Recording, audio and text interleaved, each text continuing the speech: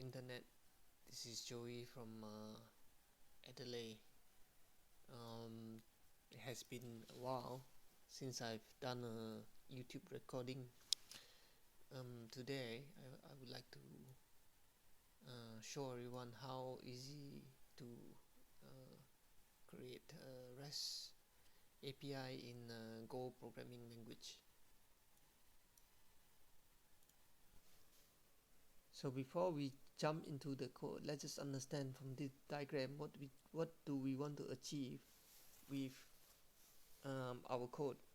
So here we have the HTTP request coming to the HTTP server, where we have the mux acting as a router to resolve all the path. If the user happens to hit this path, for example /student, then the root mux will then route the processing to this path. And as you can see, we have the root mux can manage /students or /students with the name parameter. The double colon here is actually the parameter that the HTTP request user would enter. And then here we can also implement something called the sub mux, where is actually a bit like the root mux, but you can kind of organize your mux in a way is a bit more structured. So it depends how big your code set is gonna be, or how your management of your path or router gonna be. You probably need a few more sub mux. Otherwise, a root mux can pretty much do most of the job. So for the rest, to complete the picture, we have something called the HTTP methods. So this method will determine what kind of action that we want to do onto our Go services. So for example here, if I want to do a post which would then create a new record, is a bit like creating a new person record in the SQL server, but in a HTTP format. And get is much like select, kind of like a select statement. Put is used to do update and replace, and sometimes also being used to do a creation. We're gonna skip patch for now. And delete is meant to delete a record. So let's see how we can implement the simplest REST get method. So what we want to do here is the client will do a get with the following path /students, which here the intention is to get all the students, and the root mux should be handling that, and then route us through the /students path, and give us back every student as the response.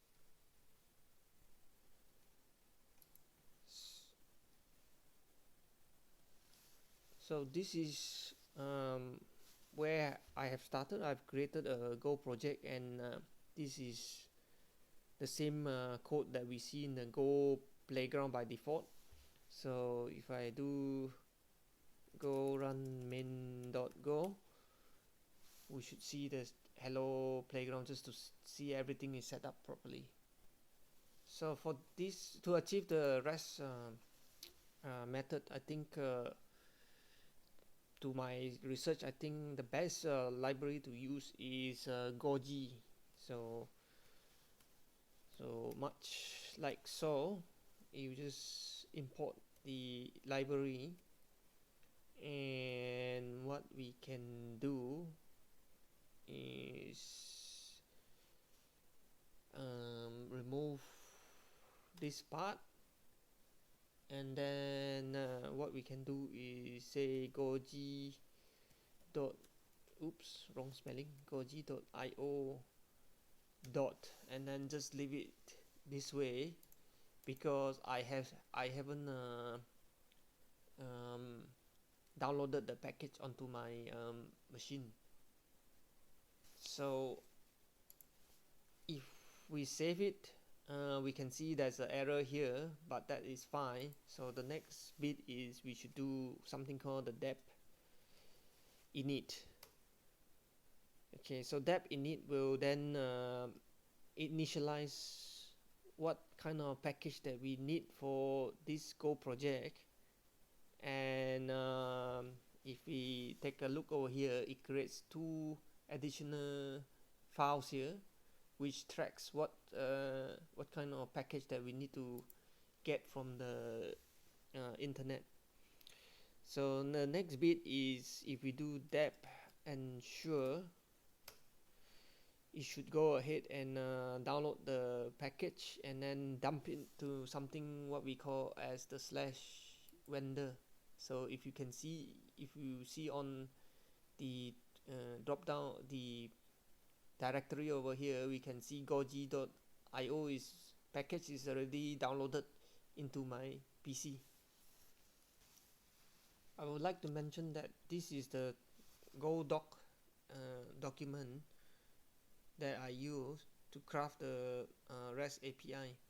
So the first Go doc will show us how we implement the mux, and the second Go doc will show us how we do the pattern matching, and as well as how do we pattern match the HTTP method coming from the client. Okay, so we're back here. Now we cannot use our Goji package as yet because we do not have any student data, so we have to fake some student data.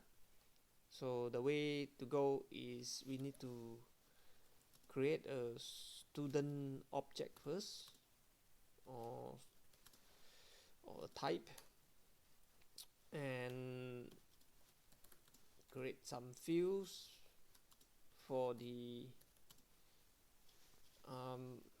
student, and don't forget to create a JSON tag here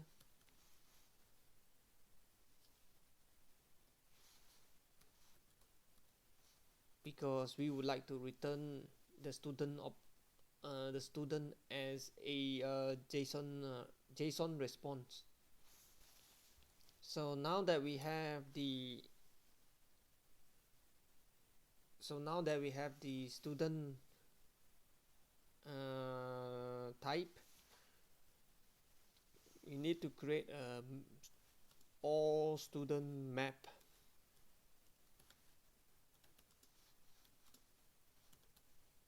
So the way we do it is the following string, which is actually the key here. The key is actually, we will use the name of the student as the key, which with the assumption that the student name are always unique, and then the value here for the map will store the student type. And don't forget the curly bracket to initialize it as an empty map. And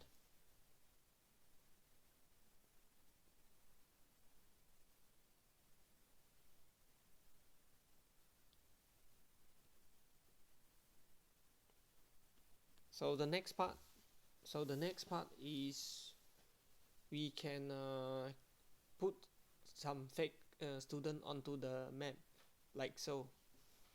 So all student map, and then with the name Joey equals to student,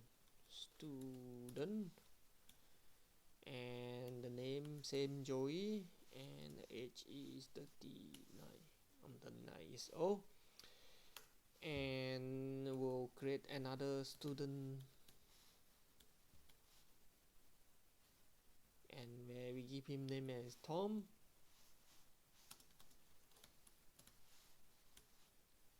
So same Tom, and Tom is a bit younger bloke, which is 20 years old.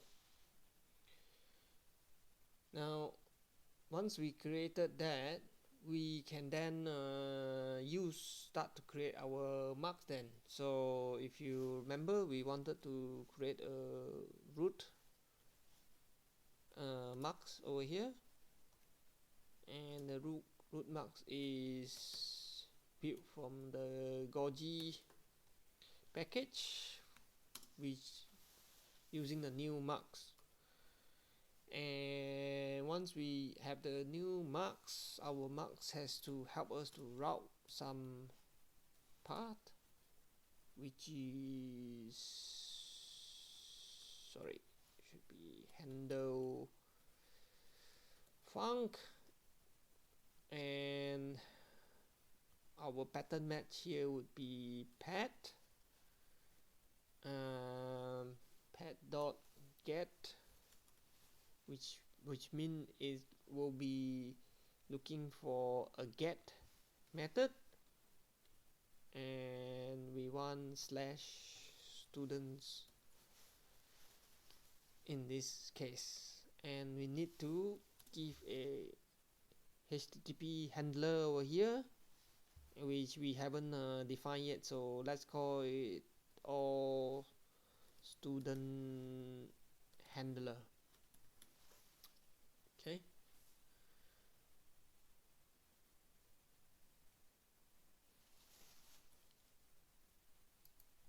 So I think I misspelled this. This should be S with the capital, and H is not a string. Should be a integer over here, which was a minor mistake here. And now we will implement the all student handler, or student handler, which has two parameters. And the first parameter is the HTTP response writer,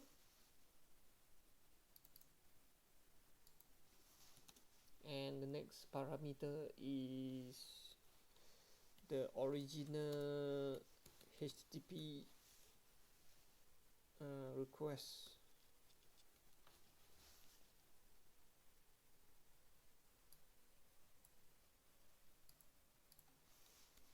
Curly bracket. Okay. Now we have to do something in our all student handler here. So remember, we wanted to return a JSON object. Okay, so what we want to do is return an array of student as the JSON object. The way to do it is we need to first change from the map to a slice. So the way to do is the following. So we first declare a slice of student, blank one first, and we iterate through the map, all student map, and put it back to the slice.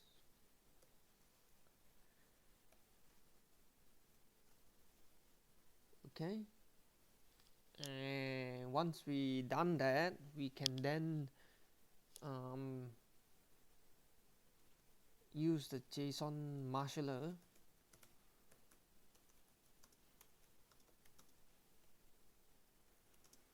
which the assumption that there's no error,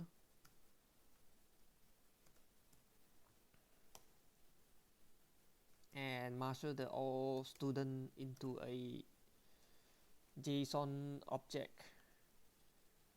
Okay, and now we need to return that JSON back to the REST requester. So the way to do it is write it to the response writer, and then we need to convert that as a string to student JSON. Okay, and here we need to start listening for traffic, where the first argument is localhost port 80, oops, 80, and we will then give the root marks as the entry point. What did I not do correctly? Let me have a look. HTTP listen and serve, not server. Okay, so we are here now. So I already set up a port mapping for myself, so I'm gonna expose the HTTP server on port 8080, and hang on, let me just show you what is going on over here before going to the REST client. And this is what I've just changed over here to port 8080, and I'm gonna cheat a little bit and put a long slip here so that the program doesn't terminate. So 8 hours should be quite sufficient enough. And if I go back to the web page, and here I've got my IP address, put it in here, port 8080 / students, and if I click send, oh, what a shame.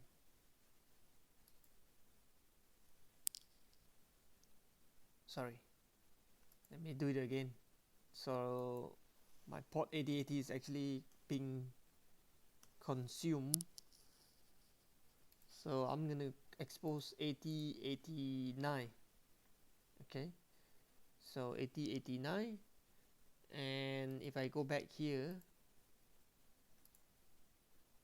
and do it 8089 get,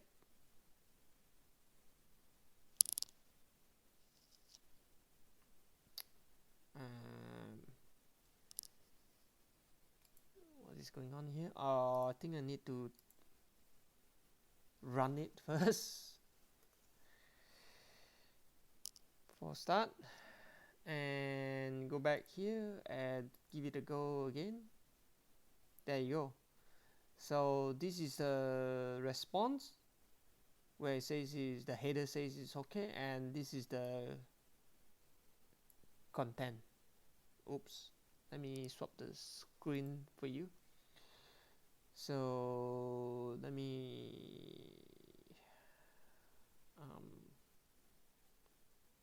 do it again.